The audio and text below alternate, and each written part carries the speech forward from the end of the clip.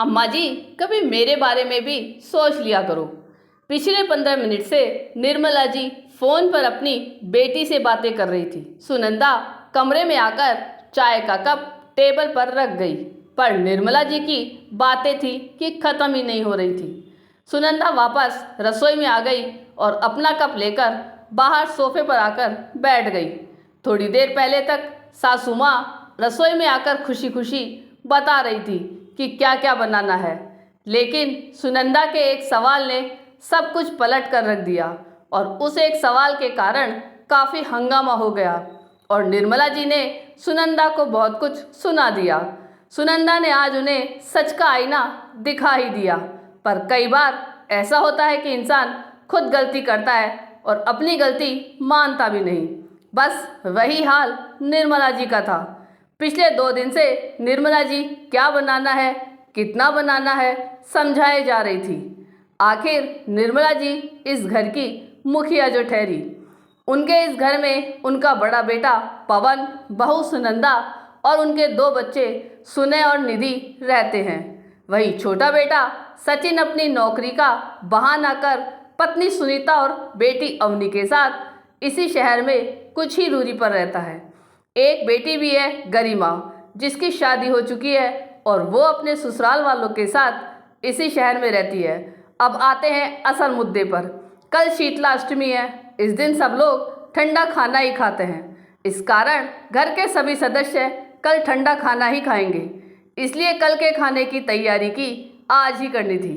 अब कल का दोनों वक्त का खाना, साथ ही आज का खाना, कुल मिलाकर 3 वक्त का खाना बनाना था और खाने में भी कम वैरायटी नहीं बल्कि बहुत सारी चीज़ें बनती थी।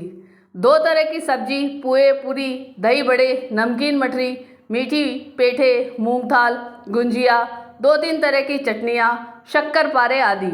सूखे सामान के लिए तो एक दिन पहले भट्टी लगती थी। काफ़ी काम फैल चुका था और करने वाली सिर्फ अकेली सुनंदा। उस पर भी सबसे बड़ी बात यह कि खाना सिर्फ इन 5 लोगों का नहीं बनेगा, ननद और देवर के पूरे परिवार के लिए बनेगा। देवर देवरानी की शादी को भी 7 साल हो चुके हैं, पर शीतला अष्टमी पर कभी मदद कराने यहाँ नहीं आती। बस पूजा करने और रीति रिवाज के समय यहाँ आती है और अपनी उपस्थिति दर्ज कराकर खा पी कर निकल जाती है।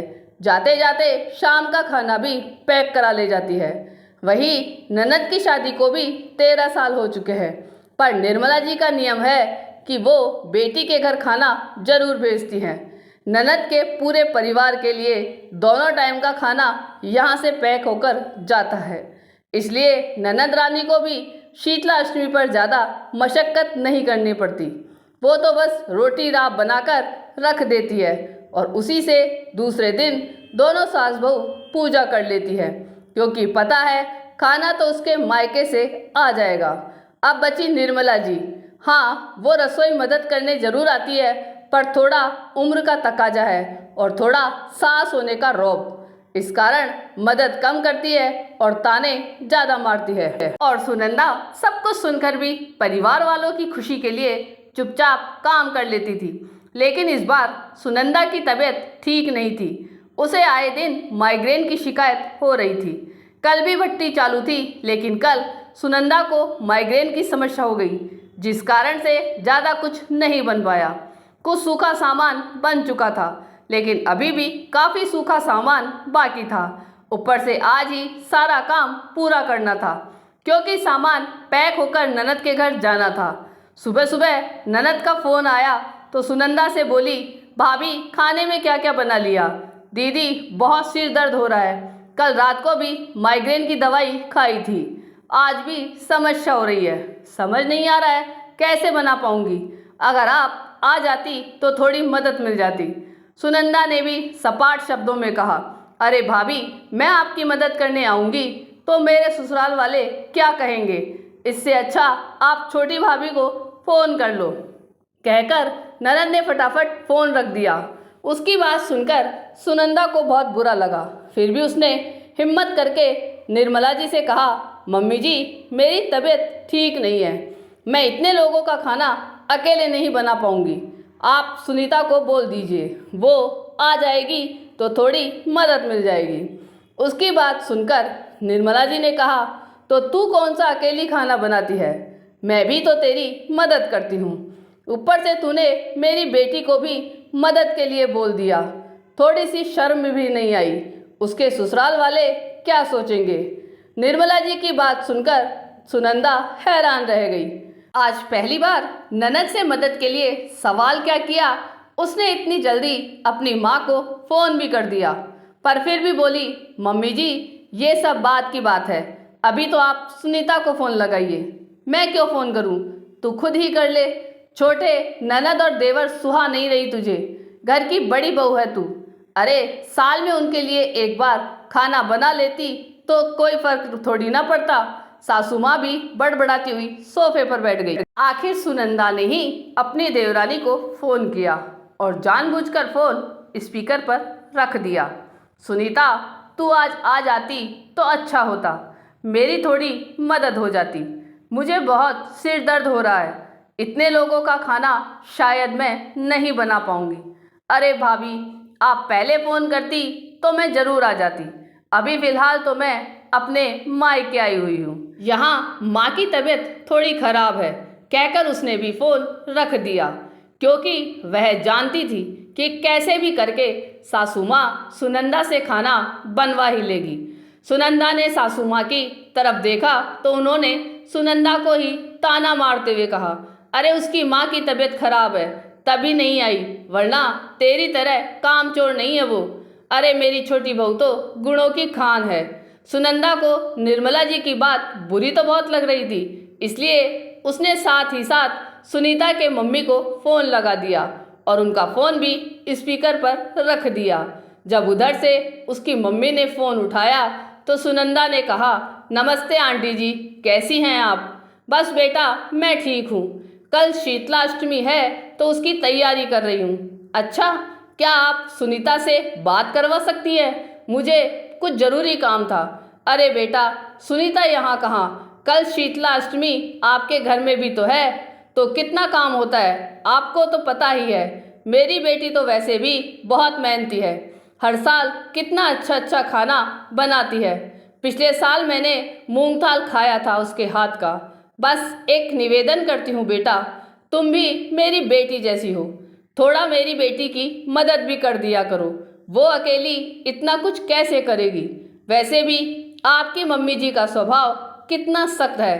कोई बात नहीं आंटी जी, मैं हूँ ना, बस वो आती ही होगी। चलिए आप अपना काम कीजिए। सुनंदा ने फ़ोन रखते ही अपनी सासू माँ की तरफ देखा। निर्मला जी उससे नज़रें भी नहीं मिला पा रही थी। आखिरकार सुनंदा ने कहा, माफ़ करना मम्मी जी, आप अपने छोटे बच्चों के लिए मुझे दो बातें सुनाती हैं। वो आपके छोटे बच्चे हमारा इस्तेमाल कर रहे हैं, अब तो समझ जाइए।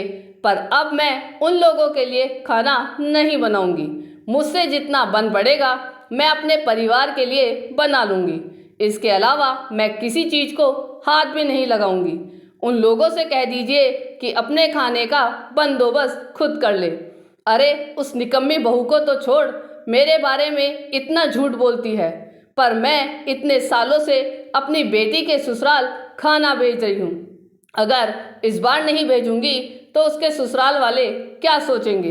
देखिए मम्मी जी, आपको ननद रानी के घर कुछ भिजवाना है तो आप बाजार से सूखा सामान खरीद कर भिजवा दीजिए, पर अब मैं इतने लोगों का खाना नहीं बना पाऊंगी। मैं भी इंसान हूँ, इन लोगों ने मुझे मुफ्त की नौकरानी ही समझ लिया। उन्हें भी तो सोचना चाहिए था कि थोड़ा आगे बढ़कर खुद मदद करा दे। खैर छोड़िए, मुझे किसी से उम्मीद नहीं। अब मैं मुफ्त की नौकरानी बनने से इनकार करती हूँ और मैं उनसे कुछ नहीं कहूँगी। आप खुद फ़ोन करके उनसे कहेंगी। जब सासू माँ ने देखा कि अब सुनंदा ने भी मन बना लिया है कि उसे अब किसी के सामने नहीं झुकना है और वो गलत भी नहीं है, तो अपने आप अपनी बेटी और बेटे को फ़ोन लगाने चल दी। खैर सासू माँ थोड़ी देर बाद हॉल में आई और सुनंदा के पास सोफे पर बैठती हुई बोली, बहू एक काम कर, तू रोटियां सेक ले, मैं मीठे चावल और राब बना लेती हूँ। बाकी किसी को कुछ खाना होगा तो बाजार से मंगा लेंगे। कह दिया मैंने उन लोगों से कि अपना अपना बंदोबस्त कर लो।